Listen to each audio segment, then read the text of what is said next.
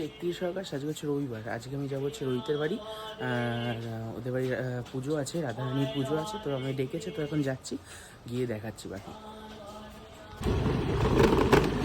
আমি এখন রাস্তায় বেরিয়ে গেছি, যাব মোটামুটি 10 মিনিট লাগবে, গিয়ে তারপরে অন হই।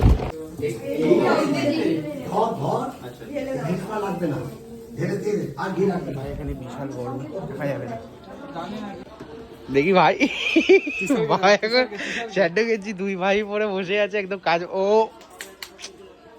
ওখানে বাড়ির মালিক কাজ করছে, এই পুজোর জন্য খাওয়া দাওয়া হচ্ছে, রেডি হচ্ছে, আর এখানে দাঁড়িয়ে লোভ দিচ্ছে। কি ভাই, সকাল থেকে কটা কচুরি খেয়েছিস? এখন তো তৈরি করে নেবো। ও এখন তাই জন্য বলি পেটটা তো।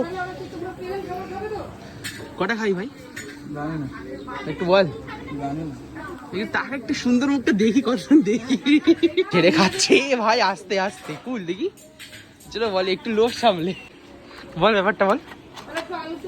এটা ঠান্ডা কম আছে। ও আর কিসে ফেনায়, আর কিসে ফেনায় জানিস?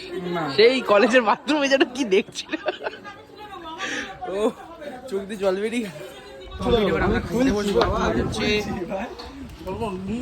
কটা বাজে এখন? আমাদের এখন খাওয়া দাওয়া রেডি হচ্ছে, এখনো কিছু আসেনি।